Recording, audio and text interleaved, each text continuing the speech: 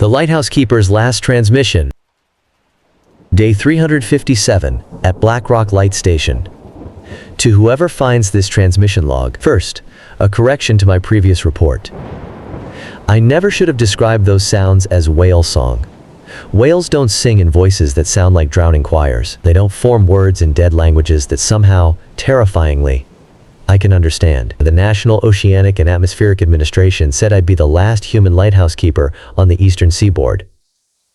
Automated systems are the future, Sarah, they told me. We just need you to maintain the transition for 1 year. They never mentioned why the previous 3 keepers quit, not fluff. Never explained the strange markings carved into the lighthouse's foundation, worn smooth by centuries of tide. I should have questioned why they increased my salary 5 times the standard rate. The locals in the fishing village, before I took the posting, they tried to warn me. Old Pete McGrath cornered me at the supply store. "The lighthouse keeps the light on for ships," he said, rheumy eyes fixed on mine. "But that ain't all it keeps in check." I laughed it off. Quaint local superstitions, I thought. I'm not laughing anymore. It started 3 months ago, when the deep-sea research vessel disappeared. The Hawthorne and her crew of 15, gone without a distress call. The search teams found nothing but a single lifeboat, empty except for bizarre barnacle formations that the marine biologists said were evolutionarily impossible. Then came the dreams. Every night, the same vision. Impossibly vast shapes moving beneath the waves, cities of cyclopean architecture that shouldn't exist at those depths. I started hearing voices in the fog, calling my name with the voices of dead sailors. The worst part? The fog started calling with the voices of the Hawthorne's crew. Voices I'd never heard before, but when I later heard their family members interviewed on the news, they matched perfectly. The lighthouse's automated systems began malfunctioning in ways that defied explanation. The foghorn would sound at random, playing frequencies that made my nose bleed. The light beam would twist in impossible directions, sometimes seeming to shine directly into the depths. The worst was finding the maintenance logs from previous keepers, their neat documentation deteriorating into frantic scrawls about them rising, about ancient packs broken by warming waters and melting ice. Last week, during the worst storm I've ever seen, I saw it. The lighthouse beam cut through the rain and illuminated something vast breaking the surface. It was organic, but wrong. Like God had taken every deep-sea horror and combined them into a single, impossible form. Its eyes. So many eyes. They reflected the light like black mirrors. In them, I saw visions of the world before humans, when things like it ruled the seas, and I saw visions of what they want to make of our world again. But here's the real horror. I finally translated the markings on the lighthouse's foundation. They're not just decorative. They're a seal, part of a binding ritual. The lighthouse wasn't built to guide ships. It was built to keep something imprisoned. The light doesn't just show ships safe passage. It maintains that underwater prison.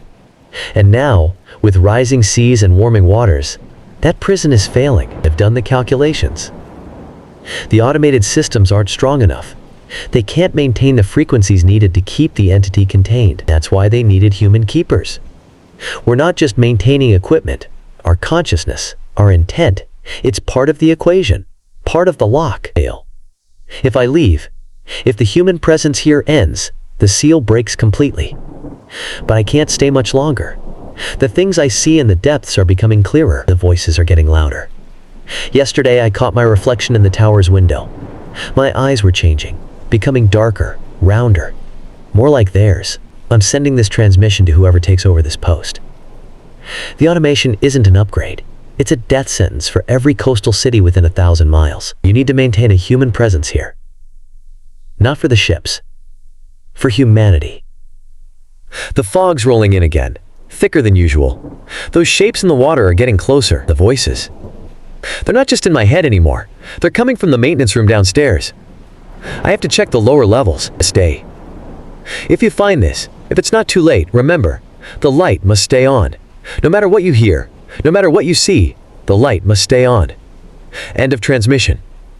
Remember. Additional note found scratched into the lighthouse wall. They're here, in the walls, in my head. Keep the light burning. It's our only. Transmission ends. The moral of the story.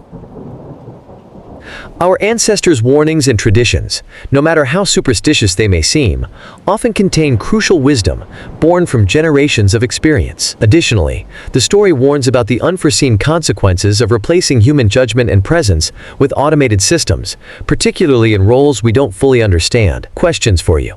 Quote, 1. The protagonist initially dismisses local warnings as superstition. Can you recall a time when you dismissed traditional wisdom only to later discover its value? How did that experience change your perspective? Quote, 2. Throughout the story, the ocean is portrayed as both a natural and supernatural threat. How does this parallel modern concerns about climate change and environmental degradation? 3.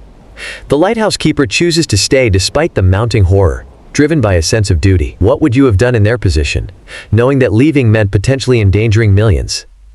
Quote, 4. Story suggests that human consciousness plays a crucial role that technology cannot replicate. In our increasingly automated world, what other roles do you think require a human element that cannot be replaced? Quote, 5. Protagonist's isolation plays a key role in the horror. How does physical isolation amplify psychological horror? And how does this relate to modern experiences of social isolation?